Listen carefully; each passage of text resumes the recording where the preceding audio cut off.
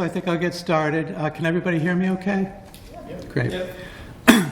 Well, this is Introduction to React. Thank you so much for coming. That link at the lower right-hand side is where all these slides are, and that link is on most of the slides, so don't worry about it if you miss it right now. My name is Rick Hood. I do Drupal all day long at a company called Common Media out in Western Mass. On the side, I also do a Yacht Insider's Guide guidebook once a year with my sister-in-law, Anne, and part of the reason I still do that is because in a prior life, I was in the boat business and service business down in Portsmouth, Rhode Island. And I also am an organizer of Nerd Summit and New England Drupal Camp. Nerd Summit is a conference out in Western Mass. Okay, about this session, I want to give you a basic knowledge of what React is, and I want to give you a lot of direction on how to find out more about React. I'm an experienced Drupal developer, but I'm very new to React.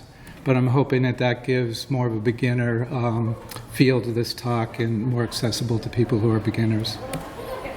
So this slide I want to show for a bunch of reasons. I'm kind of jumping ahead to how to learn more. But everything I know about React, I know from having done these two courses. One course by Wes Boss and another one by Scott Tolinsky. So hopefully I know enough to be giving this talk based on what I learned from those two courses. They do a podcast called Syntax, which I highly recommend, so you might want to check that out if you haven't.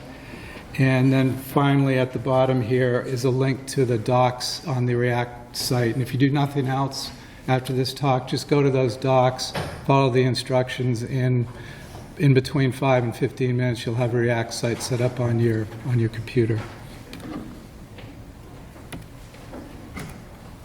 So I want to go into a background of what and why React exists, or what it is and why it exists, and then more about the details of what it really is.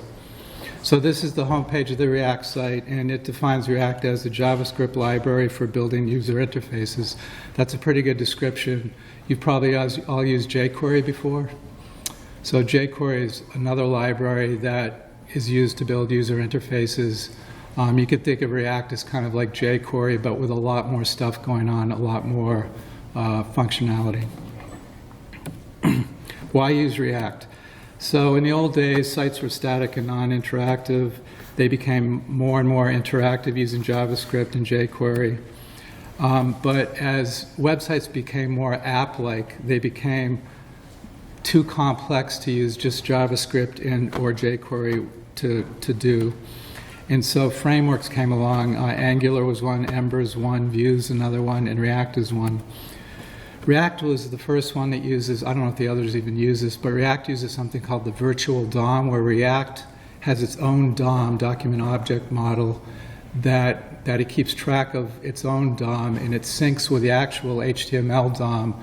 So it makes it so that it can change only the part of the DOM that needs changing, instead of like reloading a whole page or changing the DOM of the whole page.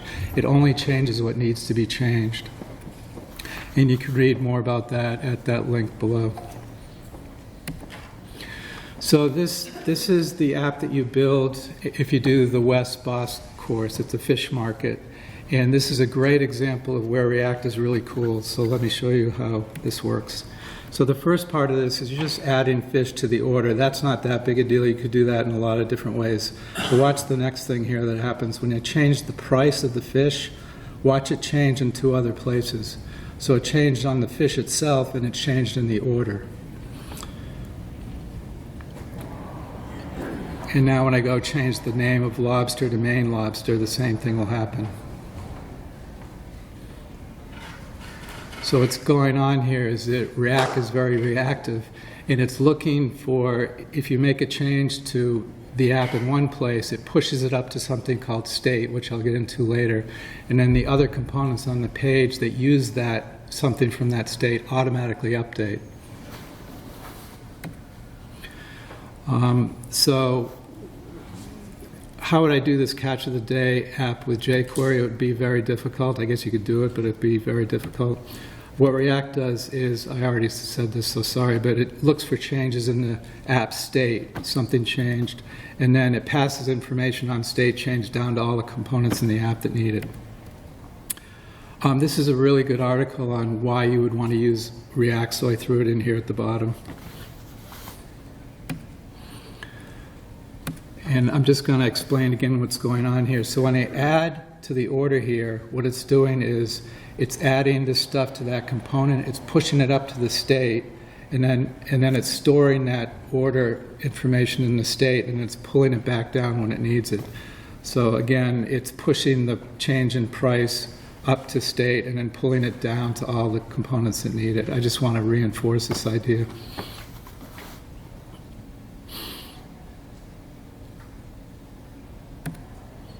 This is the app that you build if you do Scott's course. This is an app that goes to an external movie database and pulls movies in. And here, what I mainly want to show you is how zippy the app is. So when you click on this, it's not really reloading a page. It's reloading some data, but it's changing only the DOM that needs to change because of what you clicked.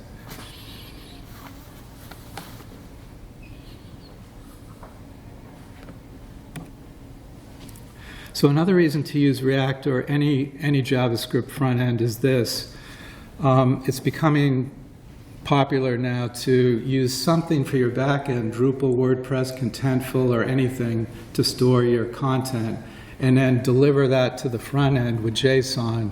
And then in that way, you can use any JavaScript framework you want to talk to the JSON and build your front end.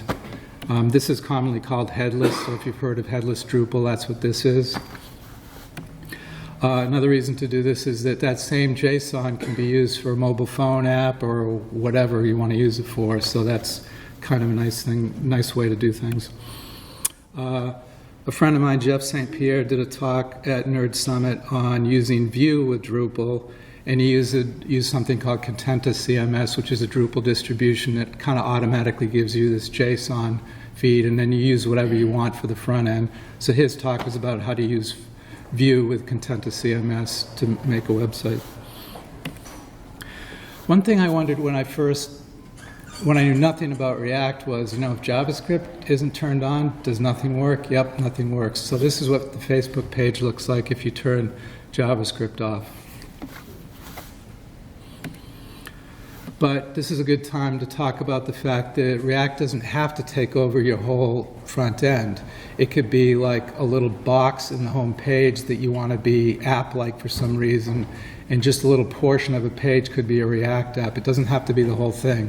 So you could build a Drupal site where just one page or between the header and the footer could be an app because that particular page wants to be very appy. It's reacting with some kind of whatever. And so you can do things that way. At the last New England Drupal camp, Chris Wells gave a talk about a site that they built where they did exactly that. It was quite a complex React site, but it was inside of a Drupal site. So he wasn't taking over the whole front end. He was doing the app just on one page on the Drupal site. So that's a good talk to look at. Also, this here is a link to a Drupalize video that shows you how to do that, it's much simpler than the one that Chris did, but it shows you how to embed a React app into a Drupal site. Most Drupalize things cost money, and I recommend signing up for that because it's great, but this one is free, so you can go there and check that out.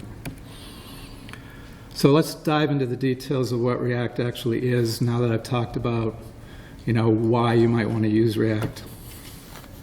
So React can get pretty complicated, but what I'm going to show you in this talk is kind of 20% of what I learned in those courses, but that 20% is kind of the 80% of what React is, and the other 80% you can go learn about everything, but really this is what React is all about, and it's this: components, props, and state. So those three things I want you to try to take away from this talk as being what React is all about. So components are pretty much what it sounds like. They're the Lego building blocks. You may already be doing component-based design in the websites that you build. So that's nothing really unusual, but with React, components is required. So everything in React is a component, whereas you can build websites without components, but with React, everything's a component.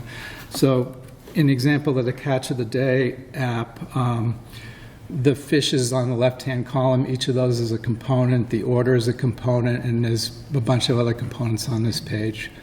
So a component is a very important aspect of React. Props is short for properties. Props is how you get data into components. So you pass data into components using props.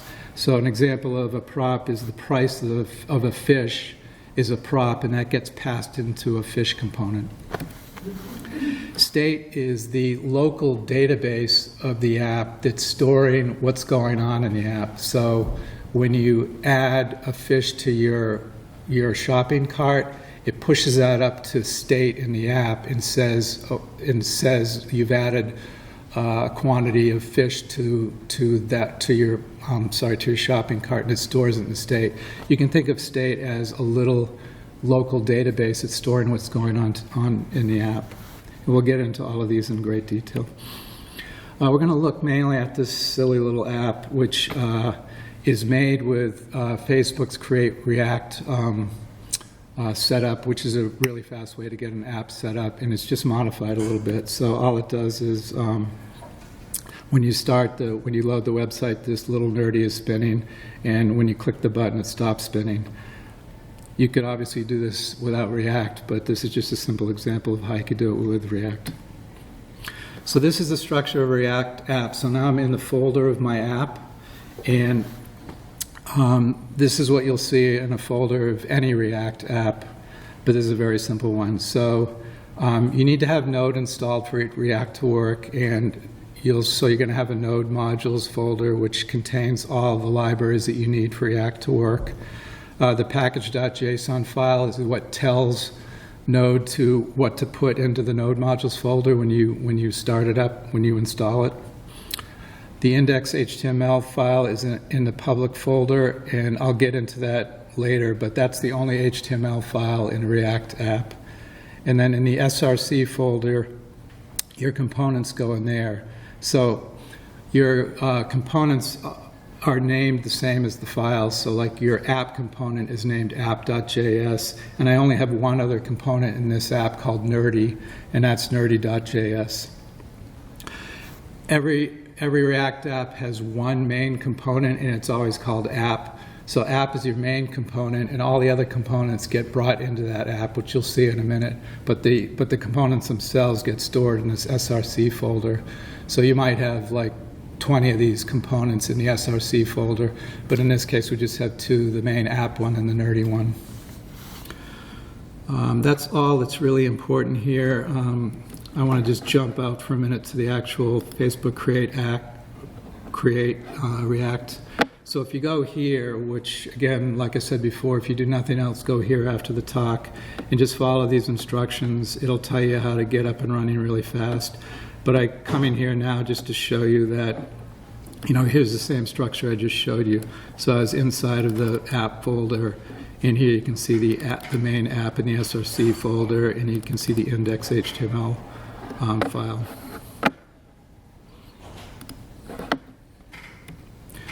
So another thing I wondered about, besides does it not work if JavaScript's not turned on, is are there any HTML files at all here? And there is one. It's the index.html file. And all it really needs to have in it is a div or any element, but it's usually a div with an ID, and you give it a name. Commonly it's root, but it can be any name you want. And then in that index.js file, which you saw in the src folder, see the index.js file there, that contains code in it that the bottom line is what's important here. It's attaching the app to the div named root. Okay? So that's how you're attaching your app to the HTML page, and then everything else is done by the app.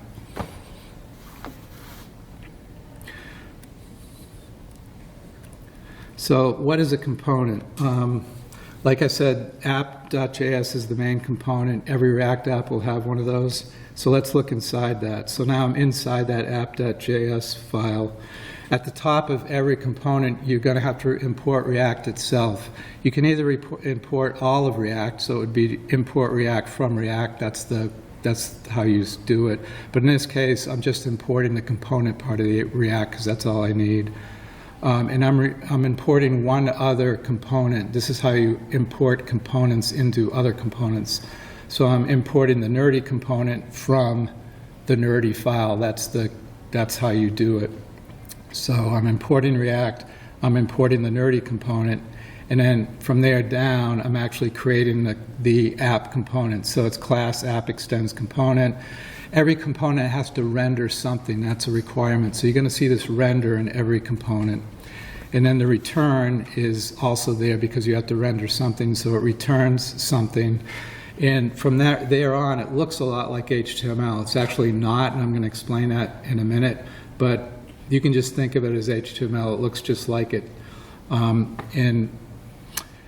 And I'm going to go into more of this. I don't think I need to talk about any. Oh, at the bottom of this, you always have to export the components. So I'm in the app component, so I'm doing export default app. You export the app. That makes it available. If I was in a nerdy app, it would be export default nerdy, and it would export that component to be used elsewhere. So I said that this looks like HTML, but it really isn't. It's called JSX. It's a JavaScript thing, but it's a way to write HTML in JavaScript. And there's only really three things to know here. One is that you can't use the word class in your CSS. You have to use class name, and that's because class is a reserved name in JavaScript, so you can't use it. So that's one difference. You'll use class name instead of class. The other thing is everything inside of the return has to be contained in a parent div. So you can't have one div and a sibling div. Everything has to be inside of one div. If you don't want to use divs, you can use this React fragment code instead, but pretty much everybody uses a containing div. It'll throw an error if you don't have a containing div. And the third thing to talk about is wherever you see curly brackets inside of JSX, what that's saying is I'm doing JavaScript here. I'm not doing HTML. So you can do any JavaScript you want in those curly brackets when you're inside of JSX. So let's look in the nerdy component now. So I'm importing React again. I'm importing just the component part of React. I'm importing logo. In this case, this is just a quick way to be able to import a file and then reuse it later. So you can see down in my image tag, I'm reusing logo as a variable, basically, instead of having to grab the file down there. I don't need to talk about anything else more here, except that at the bottom here, export nerdy so that it can be used elsewhere.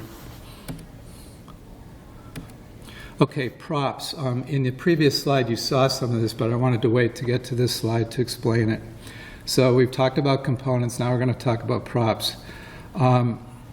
In the app component, you saw that I have my nerdy component inside of there, and I'm passing to that nerdy component props: spin state, nerdy class, and nerdy text.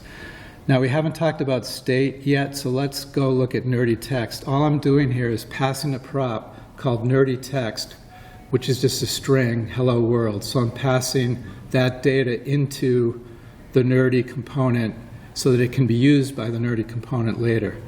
Then if you go down to the bottom of the slide, you see I'm inside of the nerdy component, and you can see that in my alt tag, I'm saying this.props.nerdy text.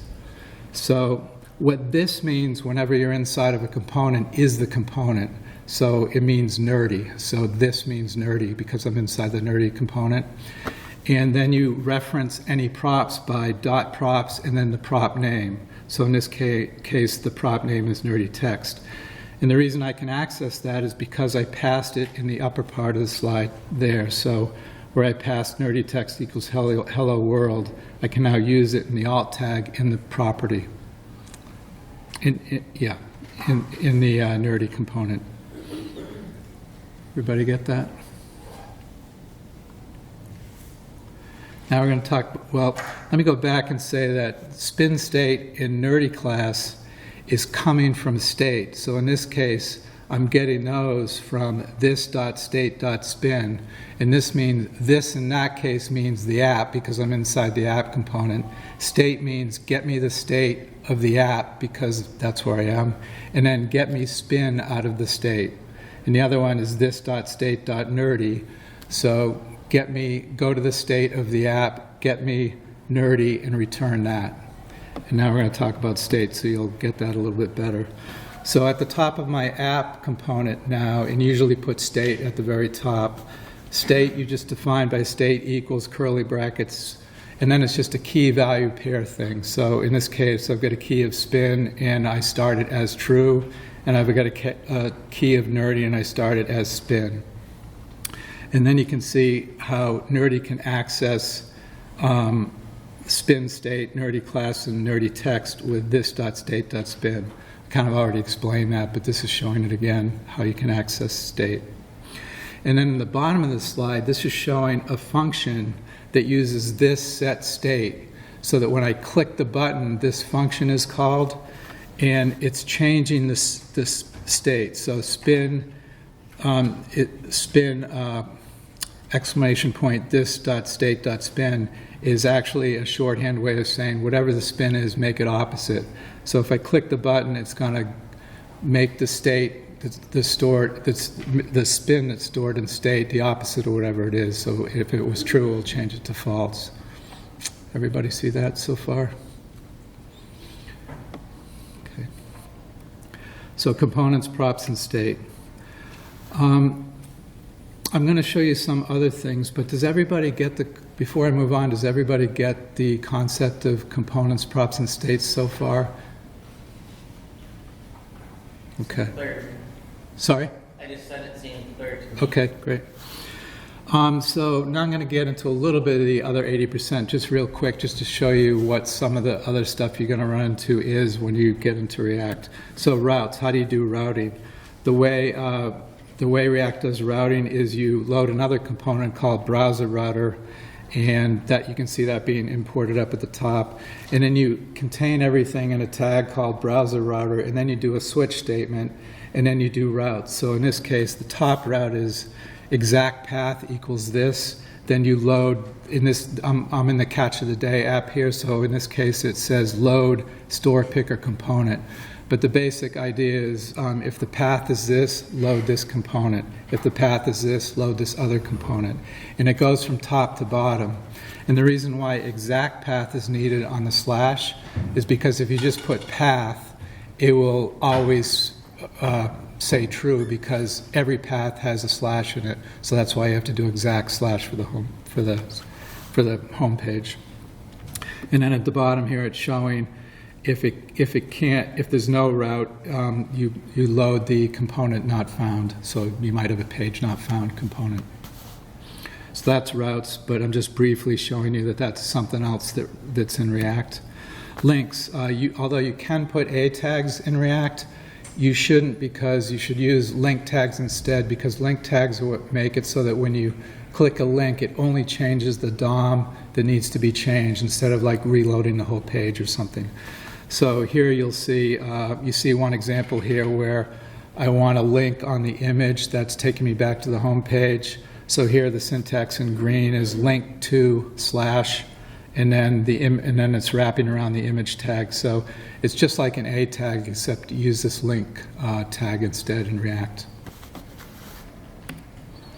You'll also come across something called Lifecycle Methods, which there's a few of them, but they basically are about when something should happen. So there's one called component did mount. You do something right after the component mounts. So you might do something like wait for the component to render and then pull the data in, or something like that. There's other lifecycle methods called component did update. So right after the component updated, you might want to do something, and right before the component unmounts, you might want to do something. So this is not enough to really explain what these things do in detail, but I'm just sort of throwing it out there to say you'll see this stuff in React as well. You'll see this stuff if you do either of those two courses. One thing you want to do with messing around with React is, and you should do this as soon as you can, is get the React Developer Tools extension for Chrome, and there's one for Firefox too, I know, and install that. And when you load up the Developer Tools, you'll see a React tab, and if you go to that, it'll show you the React structure instead of the HTML structure. So here you can see on the app, you can see the app component. And again, I'm in the Fish of the Day component app here, but you can see other components underneath that app. But what's really cool here is, see, I'm clicking on the app component, and then over in the right-hand part of the inspector, it's showing the props that that app has, and it's showing the state that that app has. And I'm going to show you this in a live demo in a little bit later. But it's really cool to watch that. It's really cool to go on like Facebook and see what that looks like as well. So let's jump out and look at the little nerdy app in the Catch of the Day apps with the React Dev Tools. All right.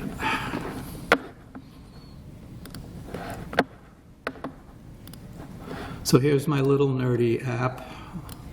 I'm going to inspect it. I'm going to go here. I'm going to make it bigger.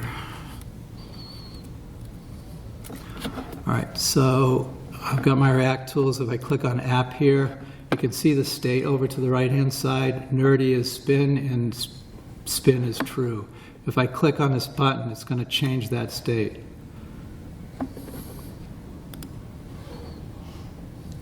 Pretty cool, huh?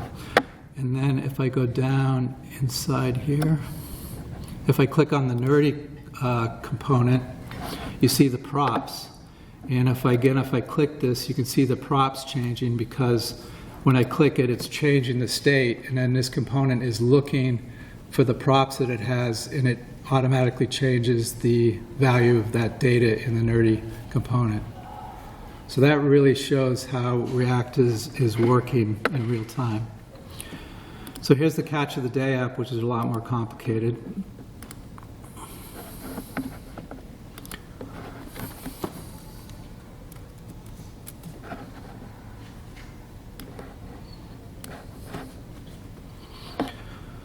Here you can see it's using the router, so it's containing everything in browser router and a switch statement, etc. But then down here I've got the app. And here you see the app has props.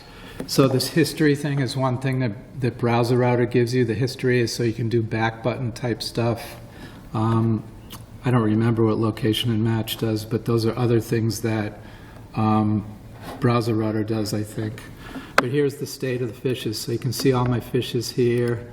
And if I click open a fish, you can see the description, an image, the name of the fish, etc. So there's all my state. And if I go to, let me close. If I go to the order, you'll see the fishes in my order.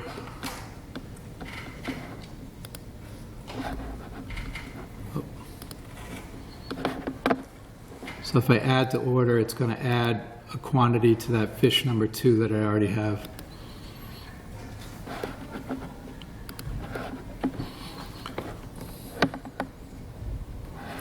Okay.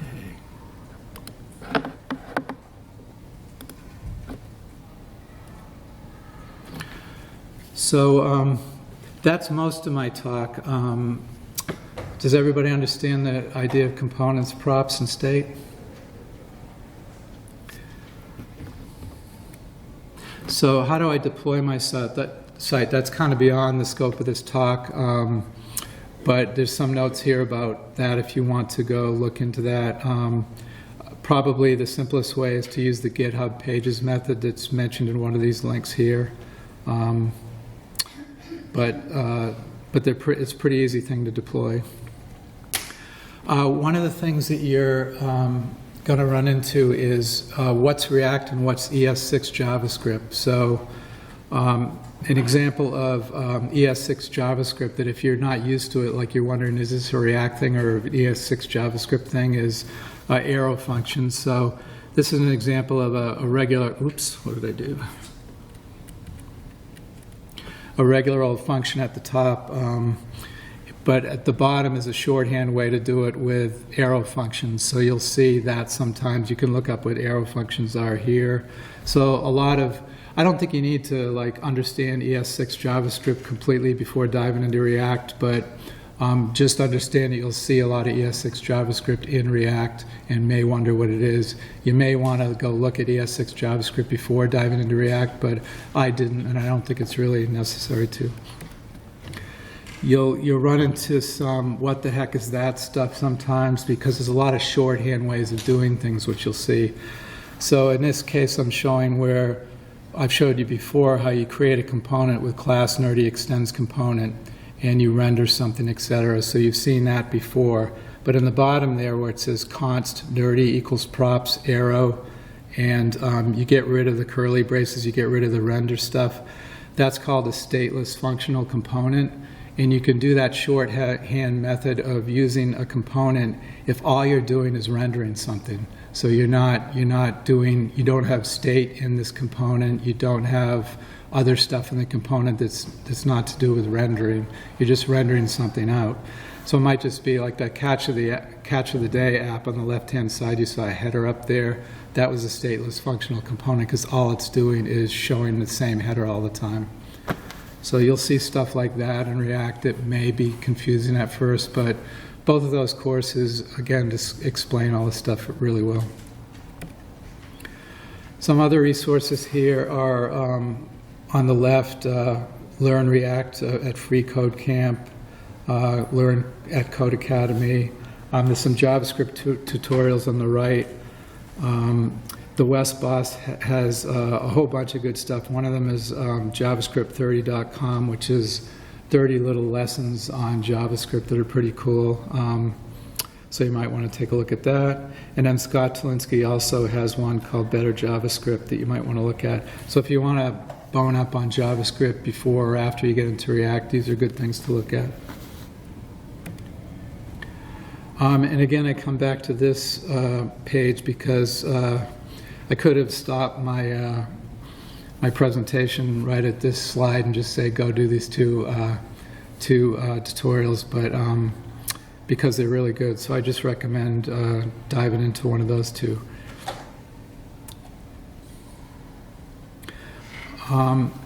This is another slide from Chris Wells' talk where he also recommended Wes and Scott's courses, and he also talked about React for Drupal. So that's another thing to look at. This is a Drupalize Me thing that talks about all about Drupal and React, and that is where this comes from, which I showed you before. So if you want to look more into how to use React with Drupal, I'd recommend going there as opposed to just how React works. So that's pretty much my talk. I'm probably finishing here early. So let me think what else to talk about. Any questions at this point? Yeah. Could you go back over just how the states are, like you said, you can think about states as kind of like a mini local database. So is that, it looked like when we looked at the React inspector, Yeah. That it looked kind of like there were sort of redundant databases, like each component has properties that are sort of where their state is its own. Is that right? So here's the state of the simple app, the little nerdy app, and it's stored in the app component. And usually you only have state in that app component. You can have state in your other components, but the problem with that is you can't pass state up, you can only pass it down. So usually your app will store all of the state in the app component and then use it elsewhere. So in this simple app, I just have state stored in the app component, and I just have two things in the state, nerdy and spin, right? And they're getting used by other components via props. So props are how you get data from state into components, but the state itself lives up in state, which is usually just in the app component. Okay, yeah.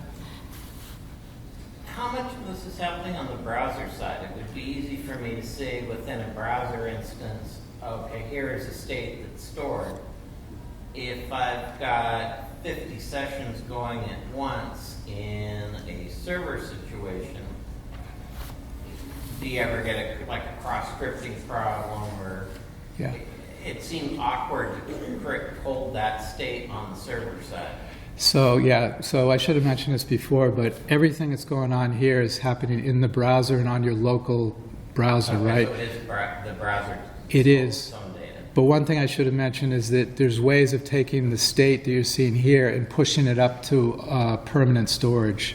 So like in the case of the Catch of the Day app, they teach you how to actually send that state up to a Firebase database, a Google Firebase database. In the case of the movies database, you don't need to do that because you're never pushing data up, you're just pulling data down from the movies database. But one of the things about the Catch of the Day app is if I refresh this page, oh no, it is connected to the live database right now, so it's not losing it. But if I hadn't pushed that state to the database out at Firebase, it would lose all its state when you refresh the page, so everything would go away. So again, state can be thought of as a little local database that's saving what's going on locally, and then when you want to, like you push an order, or you push a button that changes the price of a fish, that can store it up on the database out on the internet. And that keeps specific session data? Yeah, I mean, if it was order data where you care about where that came from, like what user ID it is or something like that. Right. Yeah. Any other? Yeah. So when you're working in React, what are some of the things that you do, or do you think of it differently in terms of accessibility than you do with other things that you build? Like how do you make sure that the things you're building are? Yeah, I've read that there's kind of no difference, or in that accessibility, what matters is what HTML you're spitting out. And so you can do that well or not well in a React app or not. So like, why don't I actually... Did you just add roles to the div tag? Sorry? Did you just add roles to your div tags? Yes, Okay. yeah. Yeah, you just add whatever you want to your div tags for classes or area. Like, And announcements, like live announcements and stuff? yep. You do that just the same way you would do HTML, except it's in JSX and not HTML.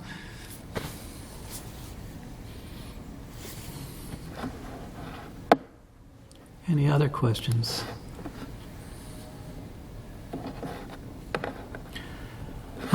So again, let's see what else I would go here, and if you follow the instructions here, like I said, you'll have a React app running on your computer in 15 minutes, depending on whether you have Node installed or not. Yeah. In the context of, say, Drupal, what are the pros and cons of using something like rules within the Drupal context, or something like this to provide a set of instructions? If this, then that kind of. When you said rules, Well, there's a rules module that's used a lot in Drupal. Oh. So I'm wondering, if you were using Drupal, what Yep. the pros and cons of breaking it out into the JavaScript React would be versus doing it within something like rules. I'm not sure about that. All I know is that if you've got a React app in your Drupal site, it's going to simply be using JSON provided by Drupal. And I don't honestly know enough about all the different things you could do with that. I mean, I know that you could, for example, you could have a view of news stories or something that's in JSON, and you could make that display in the React app, right? But then beyond that, I don't know enough much about it, about how you would create an interactive app that would talk to Drupal. There's that one that I did show you, this one. This one here walks you through how to attach a React app to a Drupal page. And when you build that, it allows you to actually edit the news stories that are showing in a list of news stories, edit them, create them right there on the page. So it is talking to Drupal in terms of whether you have access to be able to do that or not. So you can set it up so that you're not allowed to do that using Drupal's access control unless you have permission to do that. But I don't know enough about that yet, about how to have React interact with Drupal. I guess I was looking more for best use case, but what you said makes sense. Okay. maybe more relevant. So. Okay. Yeah.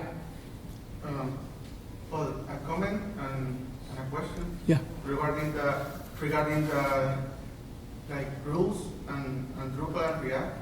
I think they serve a very different purpose. But like a use case for React in Drupal is if you want to replace the search that comes with Drupal core with something more elaborate or more responsive. Actually, I think it was last year that there was a session about replacing the search experience with a React application, and that is connecting and talking to both Drupal and Apache Solr in a Drupal website, but built in React, and the videos are available if you want to look at them. And my question is if you can make the slide deck available, because if I go to the site and it's like only for you apparently, it's not I need like special access to get to the slide deck. So if you can make it available. Oh, is that right? Okay, sorry. Yeah, I'll fix that. Yeah. Thank you very much. Yeah. You gave the React training, didn't you? Yeah, great. Yeah. Anything you see that's wrong here? No. You sure? Okay. Everything is accurate. All right, Thank you very great. much. Any other questions? All right, thank you very much.